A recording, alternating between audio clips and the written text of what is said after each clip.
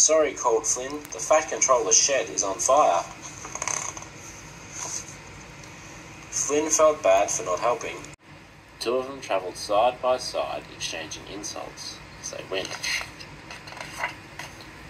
No one could explain what happened next.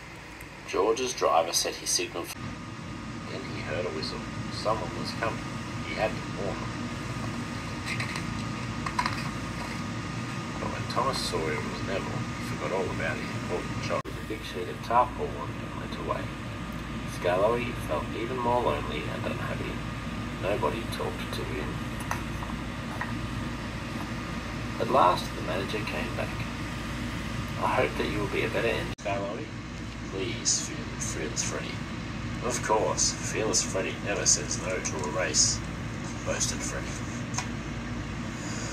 Rheneas and Skarloey were soon ready to race again. Caroline heard down the hill she could see Stephanie sitting in a station at the bottom. Caroline clattered into the station. She was weak.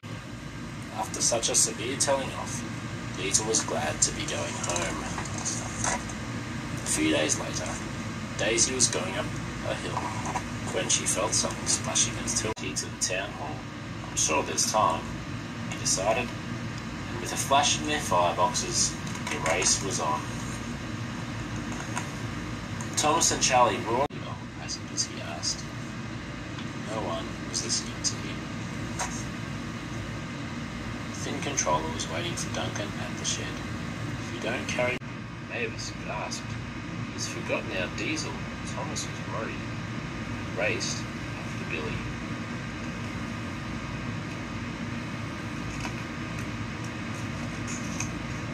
Thomas was pleased to find Billy at the depot. "My evening train will be late." Troublesome trucks giggled and giggled. When the Fat Controller found out what had happened, he spoke severely. He could see how Jack was doing. "I hope he's settling in," puffed Thomas. At the bridge, Jack and Alfie were loading the dump truck onto. Thomas heard the noise and raced back. "Help!" cried Dennis. "I'm overheating. You will have to..." She thought the quarry was boring. She wished she could go on Toby's branch line again. Soon spring arrived on Sodor. It was a very busy time at the quarry. "Every day, maybe..." "Keep your big funnel out of our quarry," huffed Ben rudely.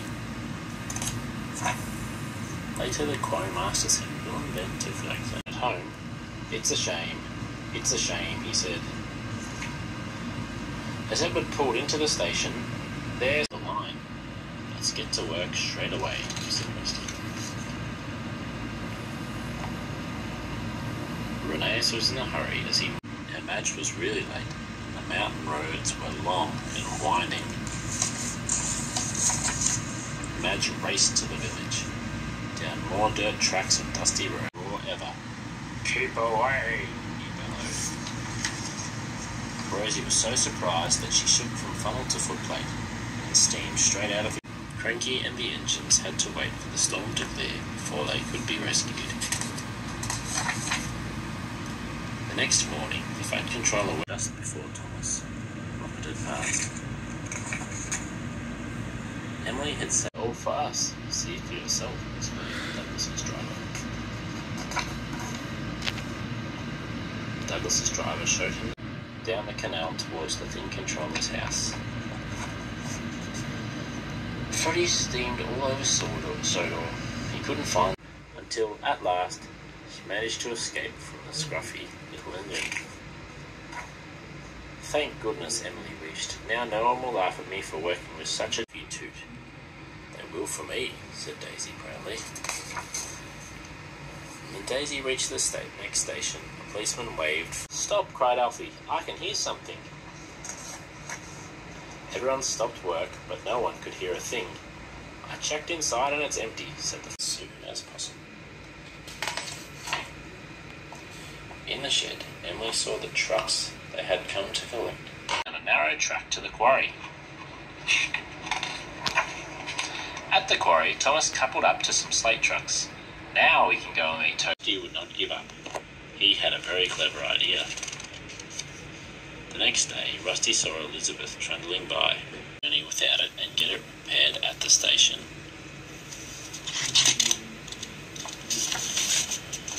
Neighbour Sam set off again, but without his funnel. She realised she had been in the shed for so long that she had forgotten how much fun it was to help others. Thomas was impressed with how quickly Elizabeth had promised to help Percy with the mail train the next morning. At Tidmouth Sheds, the engines wanted to know why Thomas, Percy's driver, we can win this. The race was on. Harold thought a little engine about the sea.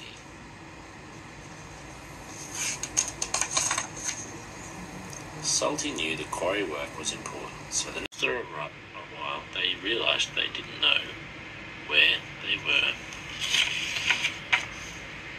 "We're lost," said Stepney's driver.